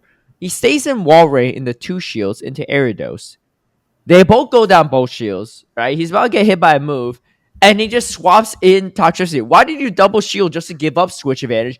And then in comes Elite with the Clodsire, and Duo Butters acting like surprised, like, oh my gosh, a Clodsire? Like, why wouldn't he bring a Clodsire? It's so strong in their team, especially when there's no shields. It just one-shots everything, right? Gosh. And yeah, watching it hit it with a Power Punch and a Wild Charge was very very disappointing. But oh man, the thing too is like Butters is a very strong battler, so I was like hoping he would run like just run something normal.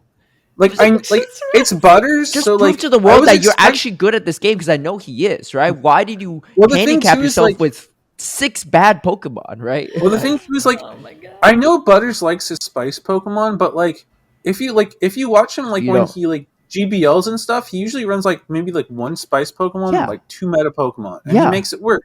Yes. Like if he had just run like, I don't know, again, use like your more Pecco as a spice pick, or if you wanted to run a Rapidae, well, again, I guess part of it is he was supposed to not have the rest of the team with the thing, but I give him that benefit, but still, oh my God. I don't remember the rest of his full team, but it was I don't know. I mean, hey, if he had fun with it, that's fine. If he had fun with it, it's Has he ever actually done a play Pokemon tournament This is before? first one. This was the first time. He hasn't even gone that's to a what I local. thought. Yeah, that's what I thought. Yeah. I was like, he never does these. Yeah. Someone that I was walking around with on Saturday like was reading out the brackets, and I was like, wait, what? Duo Butters. You're sure? And he was on stream too, right? Because I think they knew he was there, so like, let's make it fun. But honestly, if he did all that and he wasn't even on stream, no one even know he ran this weird team. He just goes 0-2 or 1-2 in the bracket. And be like, I think he went 2-2 actually. Dude, honestly, that's better than some people. Nighttime Clasher only went 1-2, so what's better than but your bracket was pretty nuts because you had like Elite, you had Axon, Shadow Mimikyu, BJ, Existing Monkey, King Magikarp. There's some Tony, like Pants guy that was also like really high. Yeah, Tony Jr. Tony Jr. Tutorian. Yeah. Oh yeah, the Torian was in your group too. Like that was insane. Oh my God. Dude, it was. I mean, it didn't help. There was only 4 groups, so like all the groups looked fairly stacked. But like that one was that group C was nuts. It was actually crazy. It's because you have people like, especially like BJ and Existing Monkey, who looked like they had like basically no seeding. Yeah, I mean, BJ has back-to-back. He's a back-to-back Thailand champion, and he's gone to both of the previous worlds. Like, I don't know why his seeding's that low. He even goes to some NA tournaments, you know? Like, he even, I think a top cut, almost top cut at one of them, too. So, yeah, I don't know. It was, it is what it is, but I made it out of that 8-0 actually. So, worked out for me on day 1. Day 2, not so much, but that's okay. My team was very weak to Dunsparce, and Froggy was just so annoying to deal with in general. And well, at least your team wasn't, completely weak to Azumarill this time. Yeah, no, it wasn't. Yeah, it really wasn't. But I like my team overall. I think I probably would have made some adjustments to it, but there's gonna be a new meta, like a slightly new meta anyway. So I'm not going to stress too much about it. But I did eventually go down to Toria, and then I went down to BJ, and I think there was ways that the Torian's matchup was much harder for me, but I think I could have potentially won the match against BJ if I played a little better. But anyway, that being said, Sacramento, good time for sure. And we had SJamesP come out as the winner. Lost only 2 games the entire weekend. That guy's pretty nuts, honestly. Like, I think like there are times where I think like, the ceiling's been reached and there's not enough skill expression in this game. But then I see like performances like this, and I'm just like, I don't know, maybe I'm a little off, and there's still actually the ceiling's actually a little bit higher than I thought it was originally. But yeah, he's really good. I feel like I feel like if he went to more tournaments, he would be in the conversation with like Dune and Lyle and Paula and Colin and I think he is. No, I think he is in that conversation actually. Even with no, but I mean in terms of like, well, okay, see, no, okay, I know you recoiled a little bit, right? Okay, I'm not talking about regionals, skill, right? It has nothing to do with skill. It has to do with it has to be like 4 like, regionals he's gone to. Yeah, second, first, then he got like top 16 somewhere. He lost to Lyle and Pocket in that one. And he got first. That's crazy. That is 3 out of 4 grand finals, 2 of them winning it all the way. That's actually kind of nuts. Yeah, then he didn't do as well worlds, but that's it, right? But like, you have to compare to like Paula, right? Like Paula's just has like pretty much just because of volume of tournaments, but not only volume of tournaments, like she keeps that consistency at like all of those tournaments as well. Like, how's his consistency any lower? His average is grand finals. average is ridiculous. No. It's just the number of tournaments. That's just I know. Like but, Tristan is saying, like if he attended more tournaments, he would be in that conversation. But I know, but okay. I think maybe if you say just last year, maybe 2 tournaments, top 2 in both, pretty good. That's like almost like Kimmy Sweet style, like back in 2023, right? But the thing is, he's gone to 2 more tournaments, top cut in all of them, and got another first place. That's nuts. You don't think so? No, I think like Rubik's Smash is the only one that has like something similar. I think that's nuts. And it's actually higher than Rubik's Smash in some ways. Skill wise, he's clearly on par with those people. Yeah. But I think when people are talking about the best players, he falls out of that conversation a little bit just because he doesn't have as many appearances. Yes, I mean, I get what you're saying, but like, I think like I wouldn't say he falls out at all. Like, it's just like he is easily one of the best players in the world. And okay, again, if he just had won 2 tournaments, whatever, right? He's gone to 4 tournaments. How many more do you have to go to for you to be like, oh yeah, he should be in the conversation, right? Well, obviously, he hasn't been playing as long, like in the official tournaments, as like some of these other people, right? But but I think you guys are still having 2 different conversations, like one about consistency, and one about performance, right? And he's so both, obviously, in my opinion. Yeah. Well, I think consistency comes from like increased presence, right? Yeah. Like that's what Steve is saying. It's like some of these other trainers that we're talking about, like they go to they've gone to way more than 4 tournaments and they still have that same high level of performance, right? Okay. He's Paul. And then you have someone. This is actually a great example. In the last year, she's been to 9 tournaments. In those 9, she came 5th, then 3rd, then 13th, then 4th, then 1st, then 3rd, then 25th at Worlds, and then 9th at LAIC, 3rd at Lille. Like that string of 9 tournaments in a year at like such a high level. Yeah, but here's my rebuttal, right? And there's nothing against Paul Lusher. She's obviously one of the best players in the world. She's gone to 9 tournaments in the past year, right? Yep. She's been top 2 once out of 9. He's been to 5 tournaments in the past year. Okay, but if you say top 3, she was in top 3 in 4 out of 9. It doesn't matter though. There's a difference between top 3 and top 2 though, right? There is a difference. There's some people that have never even sat in a grand finals interview, right? Like there's a difference for sure. Again, I think that's like clearly that's a great performance, right? Yeah. Like at the tournament that they've been to. Sure. But that's not necessarily the same as like consistency tournament after tournament, year after year. Well, I guess my question to you all is how many tournaments does he need to play for him to be in that conversation? Because I think, because I legit think he's like, I think skill-wise he's better than Paul Lasha, for sure, right? But that's just me, right? And they're both better than me, so I'm not like one to talk. But I think Paul Lasha's great, but like his like gameplay is super clean, but he's more consistent. I don't know how's he not consistent? He's gone to 5 tournaments and he got grand finals in 3 and won 2 out of the 3, right? Is that not crazy? Like at what point does he? I mean, I'm not arguing it's definitely that's not crazy. Very crazy. Well, that's okay, but you guys saying like he's not in the conversation, right? But I feel like he is in the conversation. He should be the conversation, right? Okay, so I guess my question. I mean, look, you all don't have to agree with me either, right? I think this is actually a very interesting discussion point in general that we're talking about right here. But okay, I get another example is Rubik's Master. What is Rubik's Master in the conversation? Obviously, I don't think he's playing as much these days, but in the past year, right, or past 2 years, would you say he's like one of the best of the best? Because he's gone to. That's a slightly different topic in some Why? sense. Like, okay, so before Worlds this year, where he didn't perform as well, he's gone to 4 tournaments, right? He went to 3 grand finals, and one of them was at Worlds, and then one of them he got top 12, right?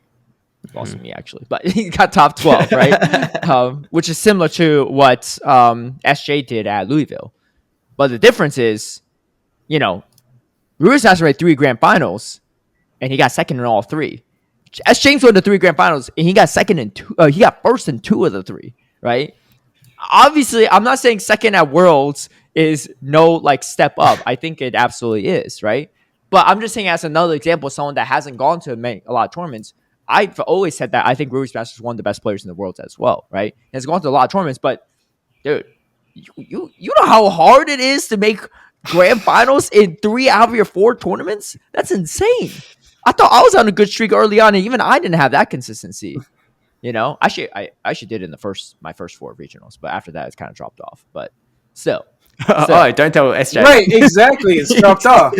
It's dropped off, but I don't consider myself one of the best players in the world right now. Though. Okay, but Caleb, I think at the time when I did that, sure, maybe, but I wasn't putting it. Really? I was putting more work into the game. That's essentially the question. Like at the time, would you say that you were in the conversation? I 100%. What do you mean? I went to 4 tournaments. I got second in 3 of the 4. That's pretty nutty. But I didn't win. I didn't win any of them. He went to 4 regionals and he won 2 of them too, right? And he went to 3. Right, but it's just like if you look at it, it's more challenging. I don't know how hard you like this. This is not easy to win tournaments. I'm just saying. Oh, I know. I'm not saying it's easy. Yeah. I'm saying he's very talented and his results are very impressive. I'm not trying to belittle those. No, of course. I'm just saying that it's very challenging to be a consistently high performer over a large number of tournaments. Sure. Where you're playing in maybe different metas, having to make different team reads, playing different opponents, But he did play in different metas for all 4 of his, except for Louisville and this one. No, I'm just saying it's hard to be consistent over a larger volume of tournaments, though, just because there's just so many factors at play. I get you, but like how? Okay, so how? I guess the question for you all is how many does he need to play before you can say that he is? Oh, yeah, I think he's one of the best players in the world right now, for sure, no doubt about skill wise, right? And I don't think he's better. I think he's better than people like nobody is arguing with. I know, but I think he's better than people that go to a lot of tournaments as well, right? Mm-hmm. Like, okay. For example, I think Pocket's a fantastic player. He's better than Pocket, for sure, in my opinion.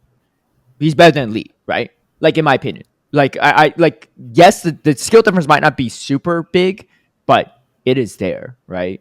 Like you could see it. I mean, I think Pocket also had a huge team comp disadvantage this weekend. Oh, So definitely. that's Yeah. definitely a factor. But I mean, part of that's also preparation, building a strong team, right? Yeah. But I wouldn't say the skill difference is very okay. Like if I were to rank top players in the world, he's in the top 5, without a doubt, in my opinion. Interesting. You don't think so? I don't have an answer.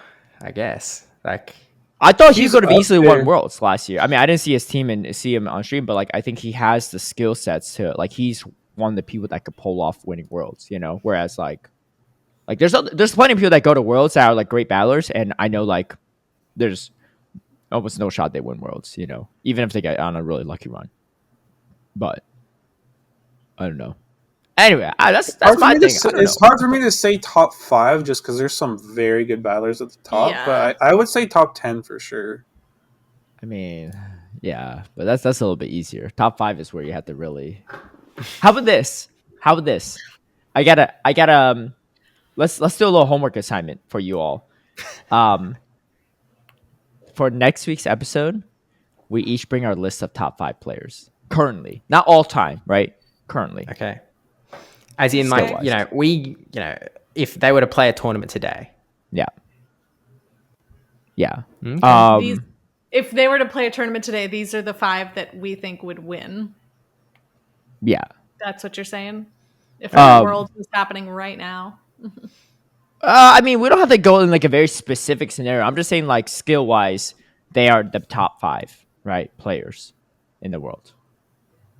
Maybe do we have to define it? I mean, we can't define it more specific if you want to, but I'm just saying, just in general. No, We don't have fine. to say like any meta and stuff. We can come I up with a top 5. I want to hear this answer from our guest next week too. Yeah. No, I'll be sure to let him know too. Yeah, we'll have a guest on the episode next week, so we can see. But okay. But anyway, that's my hot take. I don't think it's that hot of a take. I think I don't know. I feel like we are generally agreeing here. We're having like a nuance argument. Well, I think the thing that set me off was when Tristan said that he's not in the conversation. I'm like, what? How is he not in the conversation? He is definitely one of the best of the best. What you mean? This guy's crazy good. I don't know. Okay, well, we'll see when it comes to the list next week. Yeah. I think we know one of Caleb's. Yeah, I think we do know one of Caleb's. But also, me and you made Caleb some Peng. predictions. Just kidding. Me and you made some predictions about Yes, the presence we of did. apes. Yeah. Okay, how close were we? So are we looking at 5. top 16 or top 8? No, Well, I thought top we 12. were We're looking top 12. Top 12. Yeah. Yeah. Okay, top 12. Yeah. Wait, was this top 12? I thought no. Oh, no, It was I top think you 16. said 50%. It's top I think 16. top Yeah, because I wouldn't have 16, said 8 out of Yeah. 12. Yeah, that's crazy. Yeah. Yeah. So let's take it. So you said four monkeys in the top. There were 5. Oh.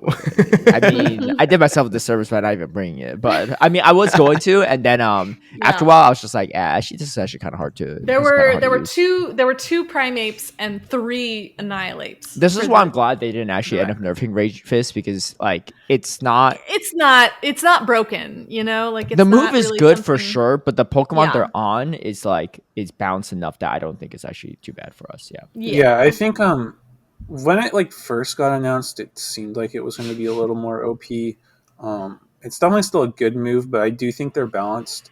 The whole thing was just very weird though, because it's like, why would you be nerfing a move that got released 3 weeks earlier? Like, if you wanted to nerf it, then just release it at whatever you wanted to nerf it to, and if you weren't going to nerf it, then don't. But also, like, why announce a nerf and then like ninja remove it from the blog without saying anything? Like, this whole Rage Fist thing is just very confusing to me, and I don't understand. Maybe it was a legitimate typo, you know. Maybe they had that in there from somewhere else, you know, or someone just copied and pasted it in for some reason, and then they were like, "Oh no, wait." Yeah, maybe, I don't know. For the plot, man, for the entertainment. You got For way the more content. engagement. Can you imagine how roller little would be said? coaster here.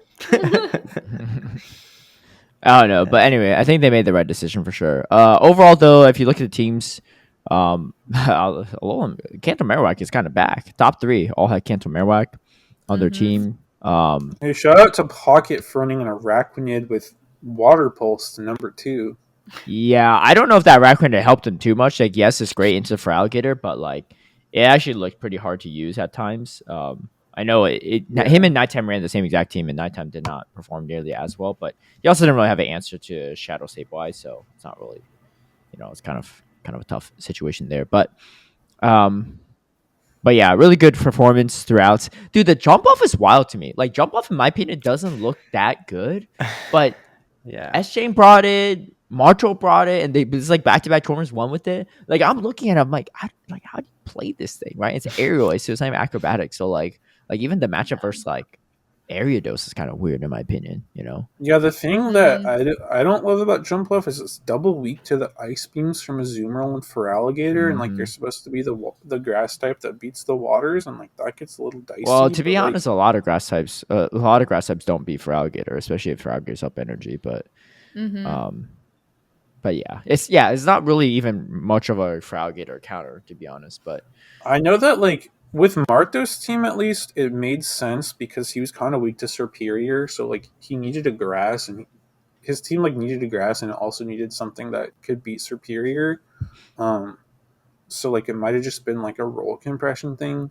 I mean, SJ kind of needs to superior check for the Alolan Marowak, the for Alligator and Azumarill too, right? Like, True, Superior's triple strong into that, so he's triple strong into and triple weak to it. So I think it makes sense. Yeah, Superior, I'm just like, it's so RPS, like in my opinion, in this current meta, and I think it's like not like the easiest thing to bring. I mean, that was my match with BJ. So what happened? He brought Superior game 1, RPS is me. Game 2, he gets RPS by bringing it. Like it's just like not reliable of a grass type. Not consistent, you might say. I mean, most. Yeah, unlike James, who is consistent. I mean, grass types tend to be like that in general, right? They're usually that's RPS fair. Yeah. Pokemon. Yeah. But Gyarados is hard to use, though. I had it, and I like barely brought it. It was actually very hard for me to use. I think I brought it into like 2 or 3 games total. But anyway, overall, though, this will probably be the last meta before we see some significant changes. Not significant, but slight changes, right? With Corsola coming out. Wait, so Corsola is not eligible for this upcoming weekend? Correct. Because it just came out? No. Yeah. Okay. Because it becomes eligible on Tuesday. Yeah. Okay. That makes sense. Anyway, we had a fellow co-caster, Softov, also making it to the top 16 as well. Yeah. So we got her. I know she like maybe wasn't the happiest about it, but I was like, dude, this is still a pretty solid performance. You haven't competed in a single tournament like outside locals in a year, right? Over a year. Almost like 2 years actually at this point. So but pretty solid performance there. Everything else looks pretty standard. Torian definitely been playing really well. Boglish too, a breakout performance for sure. From him, and then some really stuff. The Arferucho, I've never seen that name before, but that person also made top 16, top 12 actually. Yeah, that's very really that name is not familiar to me as well. But I want to shout out this PCF 52. Yes, top 16 with the craziest team. Shadow Gyarados, Shadow Piloswine, Shadow Cresselia, Shadow Bayleaf, Shadow Typhlosion, and a Scrafty. Yeah, that team is pretty wild. What? Oh my god! Yeah, I don't know what was going on in those games, but apparently they didn't look. It didn't look amazing against Pocket, but definitely still made a pretty far run with it. They have been a player for a long time, and they did participate in Sylph. I heard this. No, I've seen the name before. I 100% seen the name before. Yeah, and like they've always been a spice player. Always trying for like the spiciest team possible. So for them to do as well as they did with all of that, like amazing. And this is no hate on PCF either, but I think like they didn't even make the cleanest plays, and so they made it that far. It's pretty crazy. Like I remember at one point he swapped in his Shadow Bayleaf. This is not Razor Leaf either. into pockets alone sand slash. Like he swapped Wait, it. non-razor leaf? What fast move? Magical What leaf. fast move does it have? He swapped it Oh, into I the alone sand forgot slash. I was about like, huh. I was like, some of the plays are a little bit funky, not going to lie. So, like, but when you see that though, it makes it even more impressive that they made it this far. Let me see if he's actually played in any other tournaments. Yeah, he went to LA last year, Sacramento last year as well, and Fresno. So it looks like they're like a California native. But yeah, I mean, if you look at the teams from past stuff, like it's pretty crazy. Like you have Wobbuffet in the first 2 tournaments, you have Forges in the last one, like in Crocodile, Crocolore. Yeah, the whole team, Ranger, like that whole team is wild. But Shadow Bailiff that makes the difference. And it's second top 16 ever, baby. Woo! Let's go, Shadow Bailiff. Let's go. yeah, that's kind of crazy. Yeah, actually went 0-2 in the first 2 tournaments, went 1-2 in Los Angeles, so definitely a breakout performance for PCF. Yeah. Hey, I respect the spice though, for sure. I respect the spice. Interesting, we had a couple Sableyes make top 8, which we haven't really seen it all in this meta. Yeah, Shadow from Mamba with a Shadow and Eomero. Regular from Eomero. They both play really well too.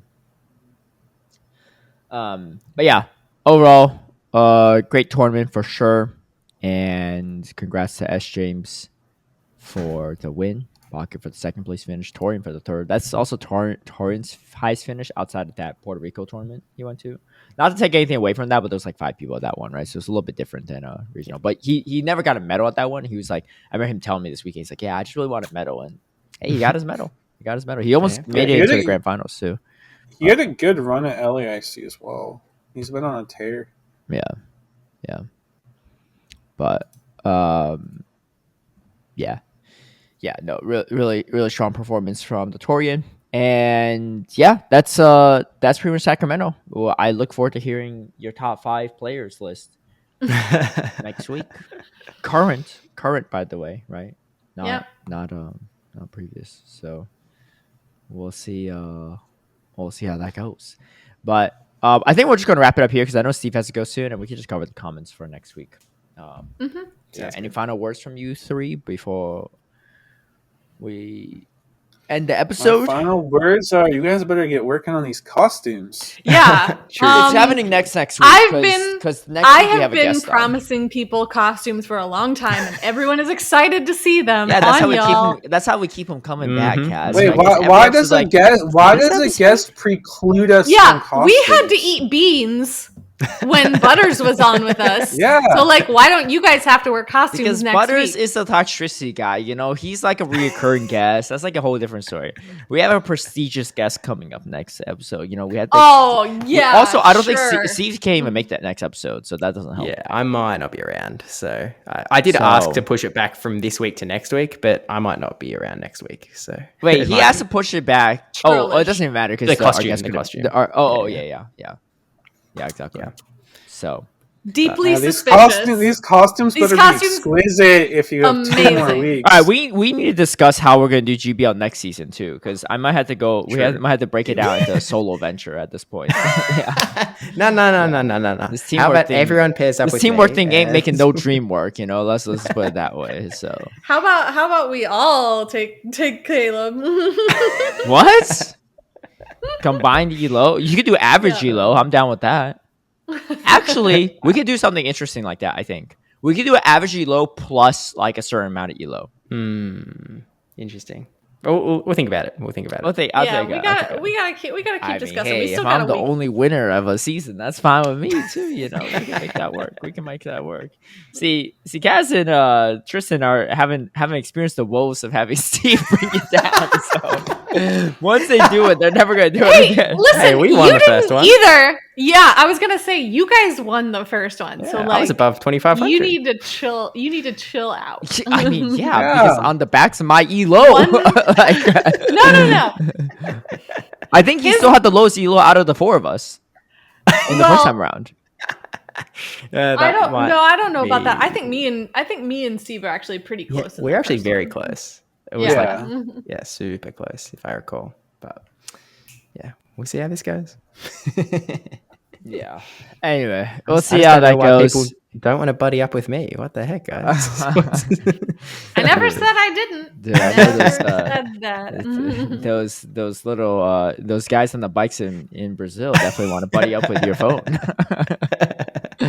Well, he also got an Android again too, right? So that didn't help, but that's gonna make life a little bit harder. Maybe I'll buddy up with Steve and a 1,000 point handicap.